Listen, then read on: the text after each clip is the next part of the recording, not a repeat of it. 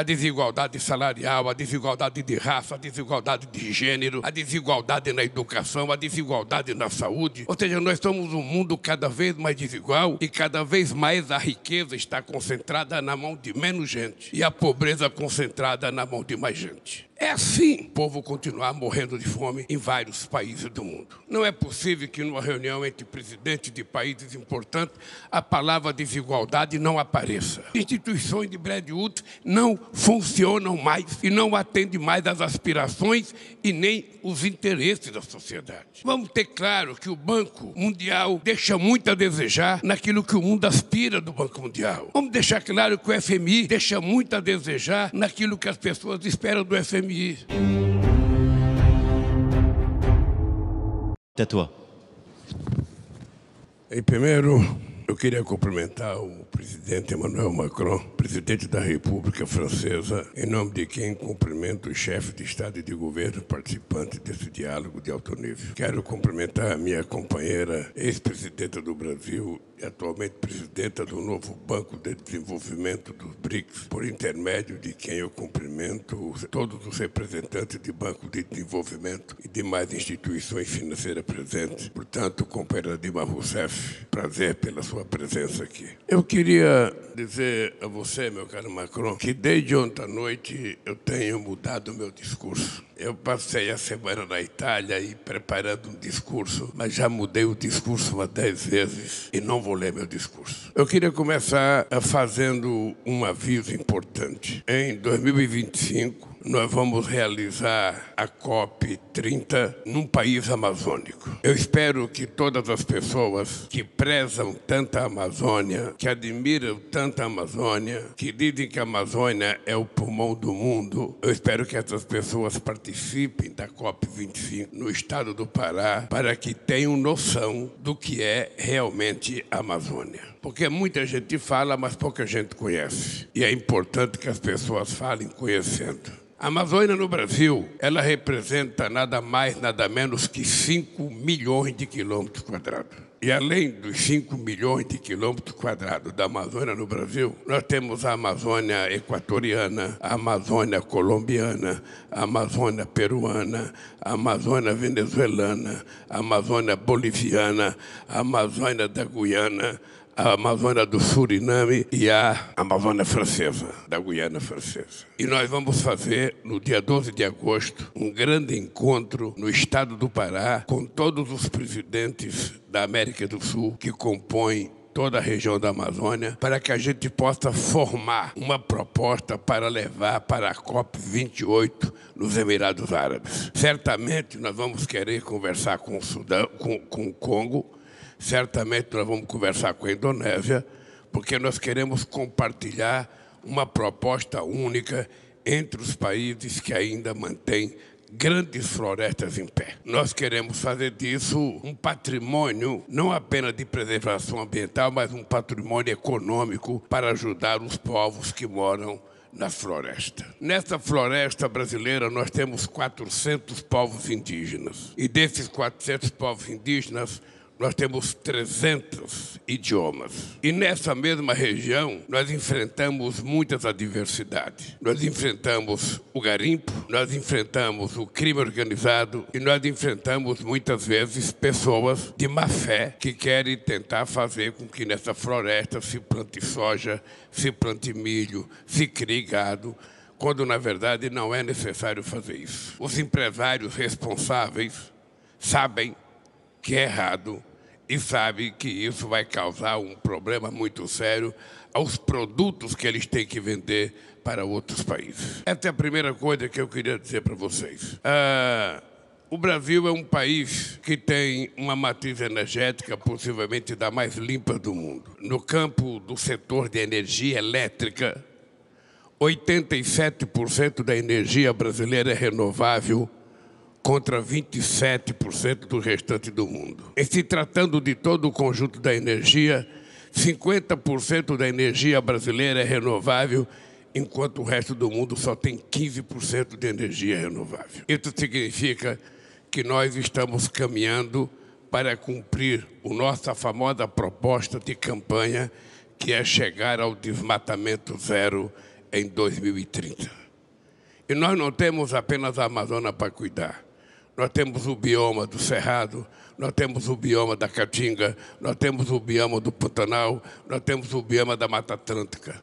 São 5 grandes biomas que nós temos que cuidar, porque todos eles são vítimas de ataques todo ano. Ora por fogo, ora por excesso de chuva e ora por gente predadora que quer plantar o que se não deve plantar lá. Eu não vim aqui para falar somente da Amazônia. Eu vim aqui para falar que, junto com a questão climática, presidente Macron, nós temos que colocar a questão da desigualdade mundial. Não é possível que, numa reunião entre presidentes de países importantes, a palavra desigualdade não apareça. A desigualdade salarial, a desigualdade de raça, a desigualdade de gênero, a desigualdade na educação, a desigualdade na saúde.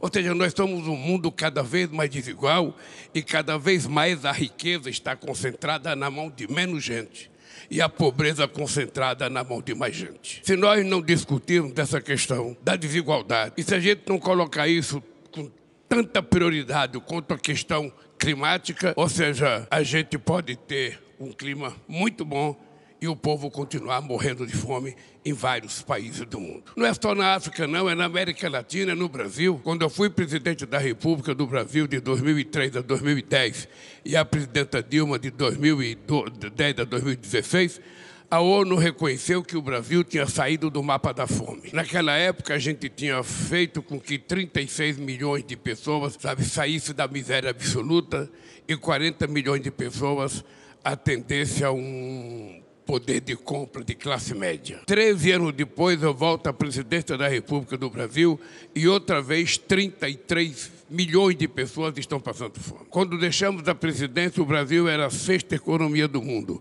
Hoje o Brasil é a 12ª economia do mundo. Ou seja, o país andou para trás, como muitos outros países andam para trás. Depende do governo que é eleito, depende do governo que tem a preocupação com a questão social. E nós daqui precisamos ter claro o seguinte: aquilo que foi criado depois da Segunda Guerra Mundial, as instituições de Bretton Woods não funcionam mais e não atendem mais às aspirações e nem os interesses da sociedade. Vamos ter claro que o Banco Mundial deixa muito a desejar naquilo que o mundo aspira do Banco Mundial. Vamos deixar claro que o FMI deixa muito a desejar naquilo que as pessoas esperam do FMI. E muitas vezes os bancos emprestam dinheiro e esse dinheiro emprestado é o resultado da falência do Estado. É o que estamos vendo na Argentina hoje. A Argentina, da forma mais irresponsável do mundo, o FMI emprestou 40 bilhões de dólares, 44 bilhões de dólares para um senhor que era presidente. Não se sabe o que ele fez com o dinheiro e a Argentina hoje está passando uma situação econômica muito difícil, porque não tem dólar nem para pagar o FMI. Então é importante que a gente tenha noção de que a gente não pode continuar com as instituições funcionando de forma equivocada. Mesmo o Conselho Nacional de Segurança da ONU, os membros permanentes não representam mais a realidade política de 2023. Se representava em 1945, em 2023 é preciso mudar. A ONU precisa voltar a ter representatividade, a ter força política. A ONU foi capaz de criar o Estado de Israel em 48 e não é capaz de resolver o problema da ocupação do Estado palestino. Então, se nós não mudarmos essas instituições, a questão climática vira uma brincadeira. E por que vira uma brincadeira? Quem é que vai cumprir as decisões emanadas dos fóruns que nós fazemos? É o Estado Nacional? Vamos ser francos. Quem é que cumpriu o protocolo de Kyoto? Quem é que cumpriu as decisões da COP15 em Copenhague? Quem é que cumpriu o Acordo de Paris? Ou seja, e não se cumpre porque não tem uma governança mundial com força para decidir as coisas e a gente cumprir. Se cada um de nós sair de uma COP e voltar para aprovar as coisas dentro do nosso Estado Nacional, nós não iremos aprovar. Então é preciso ter clareza que se a gente não mudar as instituições, o mundo vai continuar o mesmo. Quem é rico vai continuar rico, quem é pobre vai continuar pobre. É assim. E eu falo isso com pesar, porque eu tenho uma experiência riquíssima de como é fácil a gente governar para os pobres. Eu sempre disse que os pobres nunca foram problemas. O pobre sempre será a solução quando você coloca o pobre dentro do orçamento do país. Mas se você esquece o pobre e você coloca todos os outros no orçamento, nunca vai sobrar dinheiro para cuidar das pessoas mais miseráveis, porque elas não têm sindicato, elas não têm partido, elas não fazem passeata, não fazem movimento e moram longe da sede do governo, moram muitas vezes na periferia. Então essa gente sempre estará abandonada. E a desigualdade só tem aumentado. Faz pelo menos 20 anos que eu ouço a FAO falar que nós temos 900 milhões de seres humanos que vão dormir todo dia com fome. Como é que nós vamos resolver isso se nós não discutimos isso? Como é que nós vamos resolver esse problema da desigualdade se a gente não discuta a desigualdade? Eu sou daqueles, mas com que aprendi que muitas vezes a classe política do mundo só valoriza o pobre em época de eleição. Em época de eleição, o pobre é o patrimônio mais importante de um país. Depois das eleições, o pobre é esquecido e a vida segue. Então é importante, e eu quero te dar os parabéns por esse encontro aqui. Eu, por exemplo, conheci um plano feito pela União Africana chamado FIDA. Era um plano que previa investimento de 360 bilhões de dólares para investimento em infraestrutura em todo o continente africano. Se o mundo desenvolvido resolvesse financiar empresas para construir as necessidades de infraestrutura daquele plano, a África já teria dado um salto de qualidade na infraestrutura. Ontem nós ouvimos o presidente do Congo falar do Rio Congo. Pelo que eu sei, o Rio Congo daria para fazer pelo menos 3 Itaipu, que é a maior hidrelétrica do Brasil, mas não tem nenhuma, porque não tem dinheiro e porque não tem financiamento. E nós precisamos parar, de a nível internacional, de fazer proselitismo com recurso. Ah, eu vou ajudar essa coisinha aqui, eu vou ajudar essa coisinha ali, quando, na verdade, nós precisamos dar um salto de qualidade. É de fazer investimento em coisas estruturantes que mudam a vida dos países. É para isso que eu estou otimista com a criação do Banco dos BRICS. É para isso que eu estou otimista com a possibilidade de criar o Banco do Sul. É para isso que eu estou otimista da gente discutir moeda de comércio. Por que se acabou com a Organização Mundial do Comércio? Vamos ver se todo mundo aqui se lembra como é que acabou a Organização Mundial do Comércio. Tinha eleição nos Estados Unidos em 2009. E por isso o presidente Bush se afastou da Organização Mundial do Comércio e o acordo que estava quase para ser feito não foi feito e nunca mais os Estados Unidos voltou à Organização Mundial do Comércio. Eu imaginei que o Obama iria votar assim que tomasse posse e não votou. E a Organização Mundial do Comércio hoje faz muito pouco. E é por isso que nós temos a volta do protecionismo. Quem é que não lembra a discussão do G20 em Londres, quando a gente discutia para evitar o protecionismo, quando a gente discutia que os países ricos teriam que fazer investimento nos países em desenvolvimento e nos países pobres? O que aconteceu? Os países ricos voltaram a fazer protecionismo. E nós estamos vendo a pobreza crescer em todos os continentes. Eu vou dar o exemplo do meu país. Eu tinha muito orgulho de ter saído do mapa da fome com a presidenta Dilma em 2012. E tenho muita tristeza que voltei à presidência da República agora. O meu país estava pior do ponto de vista democrático, porque tinha um fascista governando o país. Estava pior do ponto de vista educacional, porque não tinha dinheiro investido nas universidades. Estava pior do ponto de vista social, porque não tinha política social. Estava pior do ponto de vista econômico. E nós agora temos que fazer tudo o que já tínhamos feito. Tudo. Tudo que nós fizemos entre 2003 e 2016, nós vamos ter que refazer tudo para o país voltar a crescer. A única coisa que eu quero dizer para vocês nessa reunião é que a questão climática não é uma coisa secundária. E por isso o Brasil vai levar a cabo o controle do desmatamento. Por isso nós vamos colocar isso como uma questão de honra de até 2030 a gente acabar, com o desmatamento na Amazônia. O Brasil tem 30 milhões de hectares de terras degradadas, não precisa cortar uma árvore para plantar um pé de soja, um pé de milho ou criar um gado. É só recuperar as terras degradadas. E aí nós precisamos tratar dos acordos internacionais, dos acordos comerciais. Os acordos comerciais têm que ser mais justos. Eu estou doido para fazer um acordo com a União Europeia, mas não é possível. A carta adicional que foi feita pela União Europeia não permite que se faça um acordo. É preciso, nós vamos fazer a resposta. E vamos mandar a resposta, mas é preciso que a gente comece a discutir. Não é possível que nós temos uma parceria estratégica e haja uma carta adicional fazendo ameaça a um parceiro estratégico. Como é que a gente vai resolver isso? Eu, se pudesse, ia pegar o chanceler alemão, ia levá-lo para ser ministro de Minas e Energia no meu país, para ele poder transformar todos os nossos minérios em produtos, para exportar produtos acabados e não apenas minério. Foi a melhor coisa que eu ouvi aqui ontem no jantar e hoje aqui nessa reunião. Porque é verdade.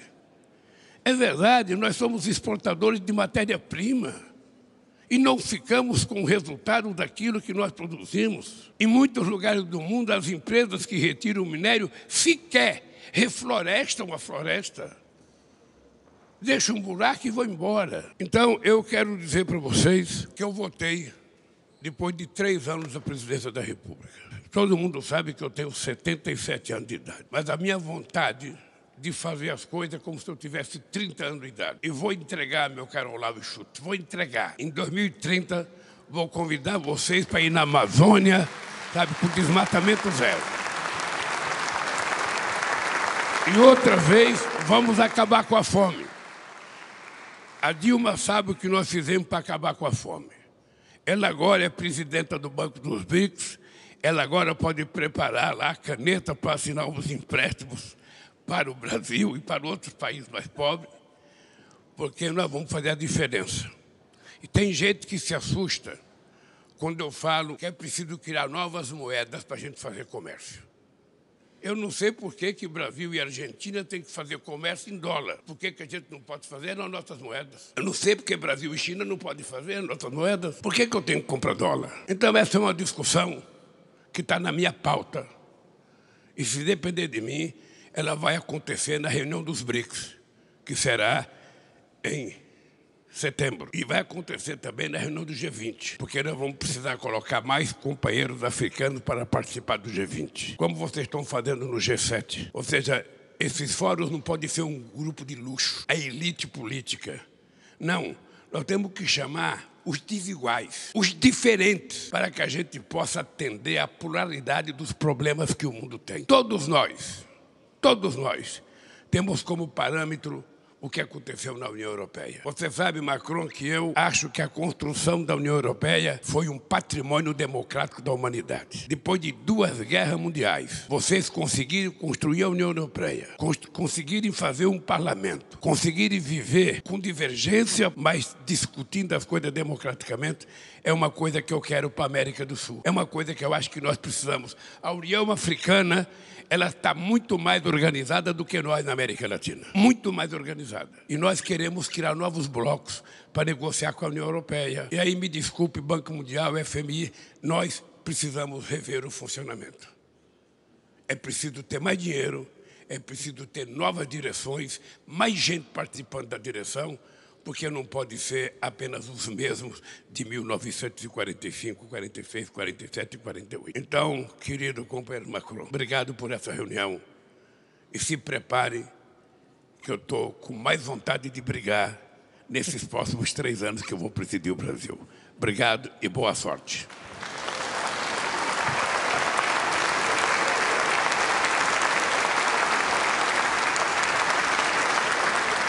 Merci beaucoup, Président. Rendez-vous est pris pour l'Amazonie. J'ai peut-être donné la parole à Cyril Ramaphosa avant de conclure.